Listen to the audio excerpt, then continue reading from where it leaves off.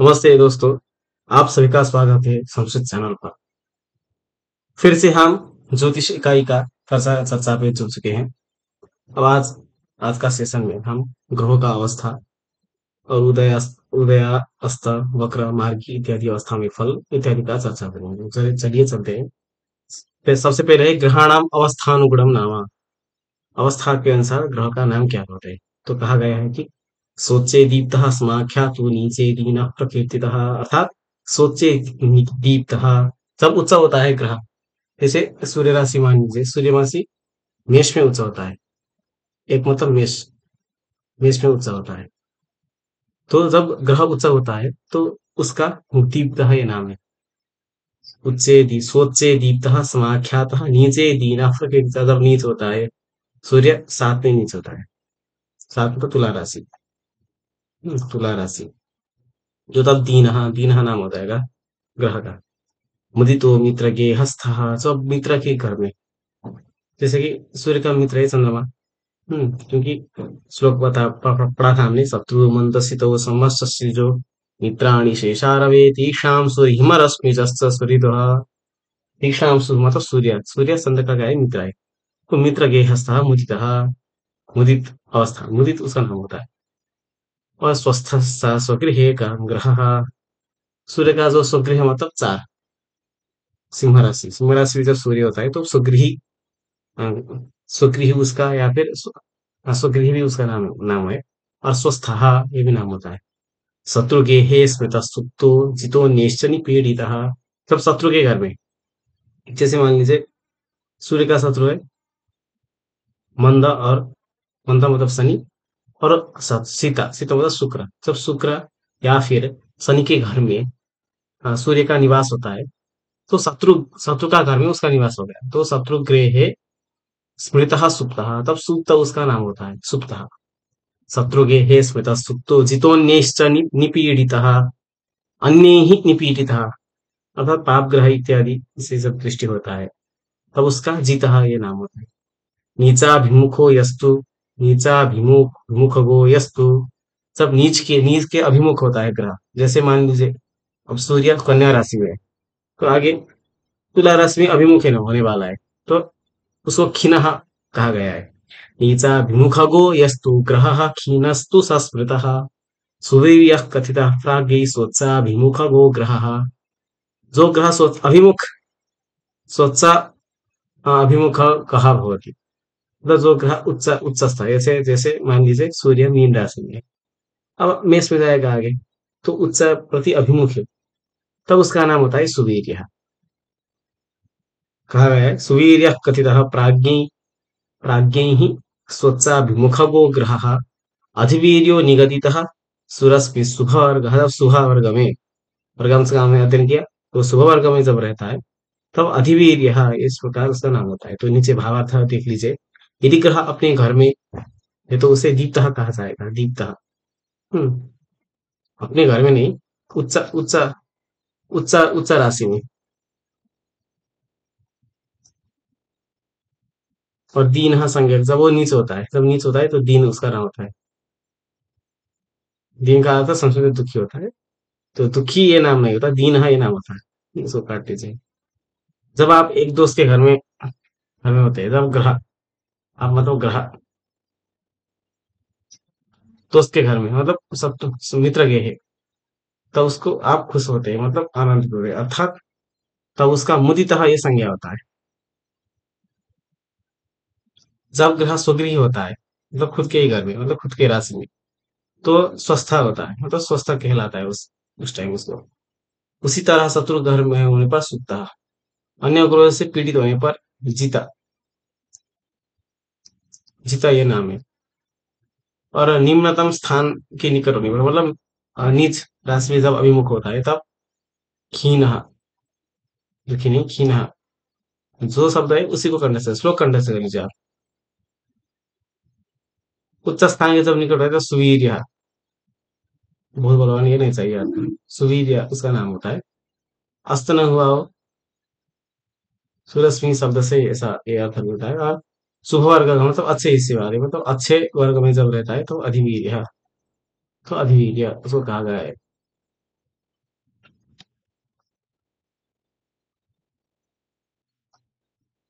उसके बाद नीचे ग्रहाणाम उदयास्त वक्र मार्गादि अवस्थायाम फलम।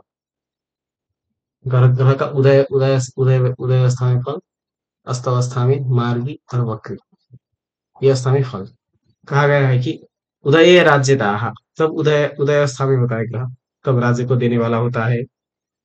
खेटा का अर्थ है ग्रह। वक्रिय देशांतर एक गता, जब वक्र होता है, वक्र मतलब उल्टा चलना। जैसे मेष से वृष में जाना चाहिए, पर मेष से मीन में जा रहा है ग्रह, तो उसको वक्री अवस्था बोलते हैं, उल्टा चलना। वक्रिय देशांतर एक गता, जब वक्र होता है तब देशांतर प्रतिगमन होता है। मार्गे तो आरोग्य करता है, मतलब मार्गी होता है ग्रह, तब आरोग्य सुख होता है। इसके मानार्थ नाश का जब अस्त होता है, तो सूर्य के कितने कितने समीप में रहने पर अस्त होता है, इसको भी एक बार देखना चाहिए। मैं बाद में दिखाऊंगा उसको भी, अभी जो जोड़ना बाकी है उसको। यस्ते मानार्थ नाश का, तो अस्त में मान अर्थ पे नाश करता है ये। भावार्थ लिखा है खेटा ग्रह उदय, जब उदय अवस्था में राज्य को देने वाला होता है। वक्रे, वक्रे, वक्रे नहीं, वक्रे, वक्रे मतलब वक्रीय स्थिति में अन्य देशों में जाना और प्रगति करने वाला होता है। मार्गे, मार्गी स्थिति में आरोग्य देने वाला व स्वास्थ्य प्रदान करता है। और अस्ते मतलब अस्त होने पर सम्मान और संपत्ति का नष्ट करता है, ये तो बहुत बुरा फल है अस्त अस्त अवस्था में। तो ये हो गया अवस्था, उदय अस्त इत्यादि अवस्था का फल। अब नीचे ग्रहणम दृष्टि विचार।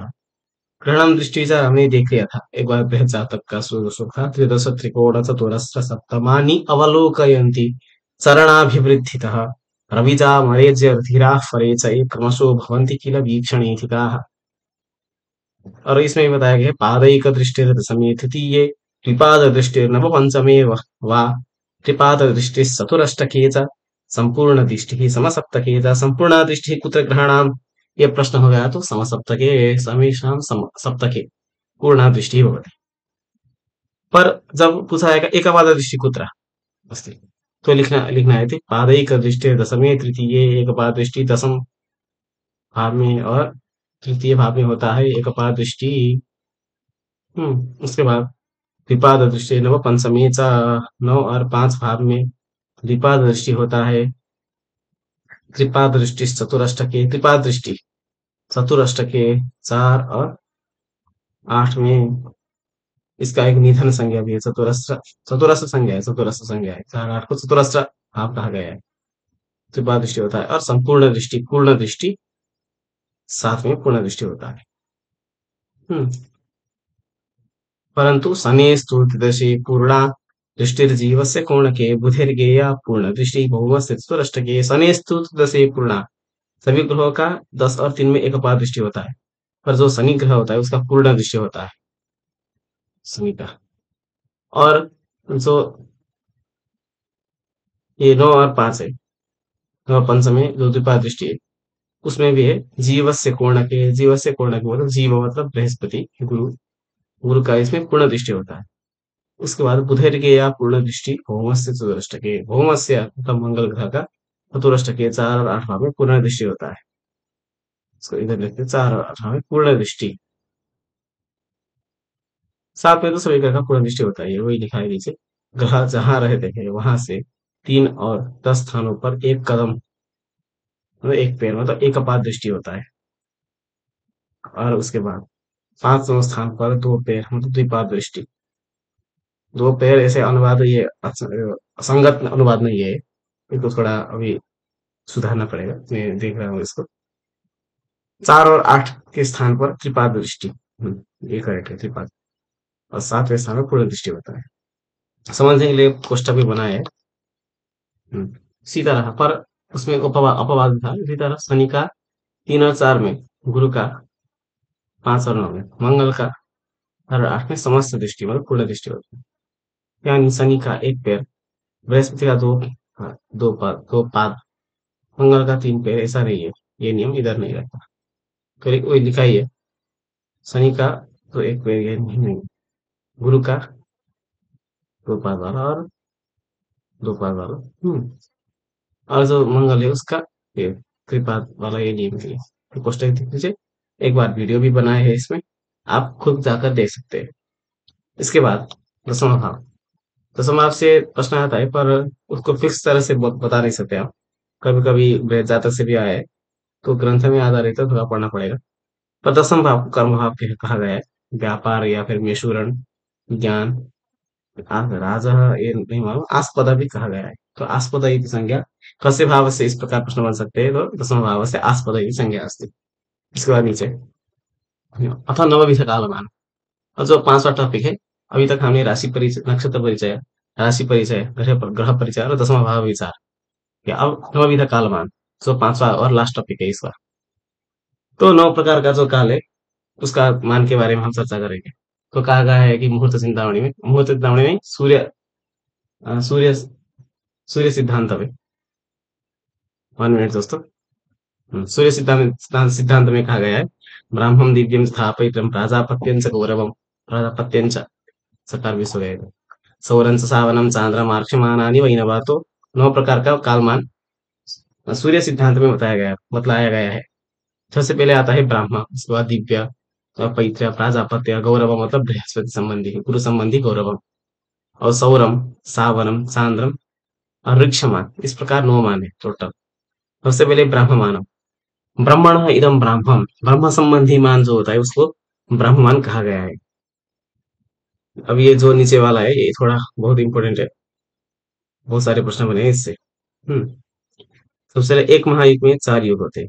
4 युग तो आपको मालूम ही होगा, सत्य, द्वापर, त्रेता और कली।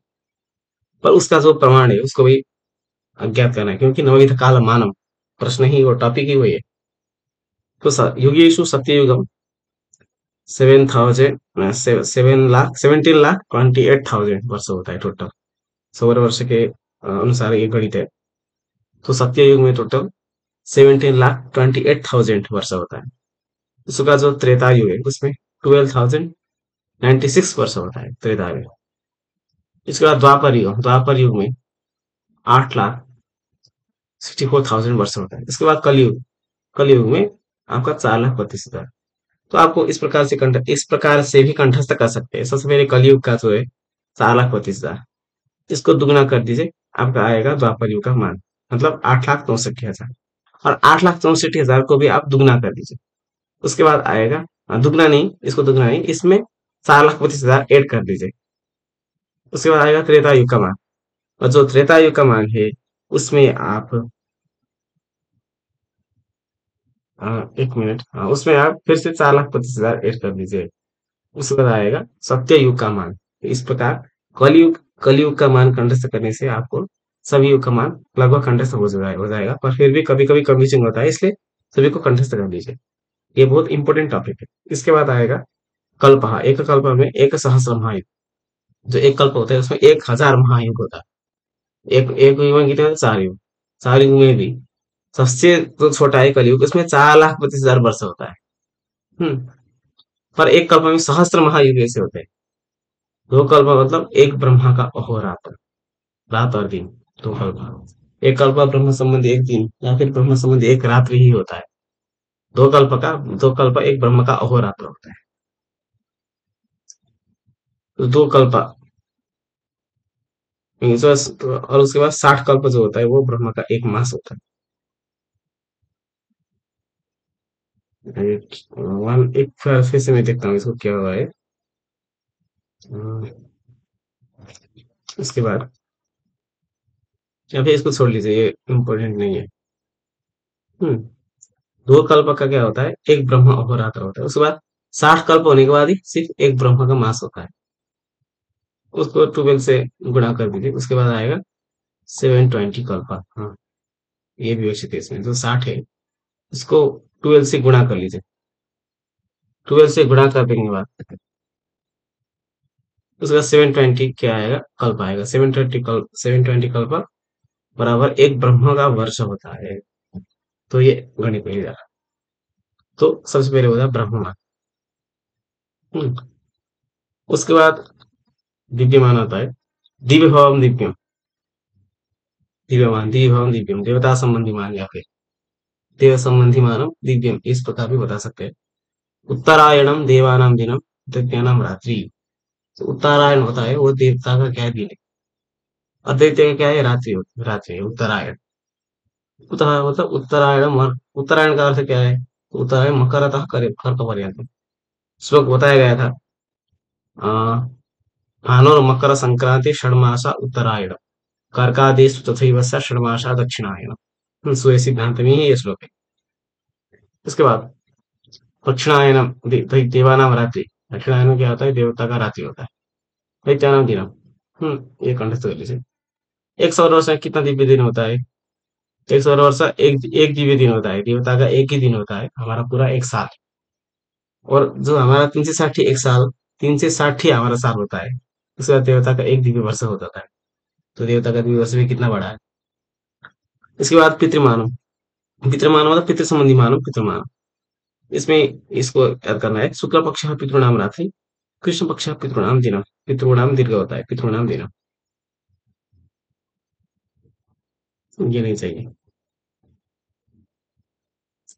इसके बाद जो आगे है वो नेक्स्ट वीडियो में देखेंगे हम। आज के लिए बस इतना ही दोस्तों। आज हमने जो अवस्था का चिंतन किया, उसके बाद वक्रमार्गी इत्यादि का फल, और दसवां भाव में थोड़ा सा ही बस कुछ देखा हमने, क्योंकि उससे प्रश्न भी थोड़ा सा ही बनता है। मैं आपको बाद में दिखाऊंगा, जितना भी प्रश्न अभी तक बने हैं सब आपको दिखाऊंगा एक बार। उसके बाद हमने ब्रह्म मानव, उसके बाद दिव्य मानव और पितृमानव, और कुछ पितृमान में कुछ बचा होगा तो कल लेकर आऊंगा मैं। आज के लिए बस इतना ही दोस्तों। जय श्री राम।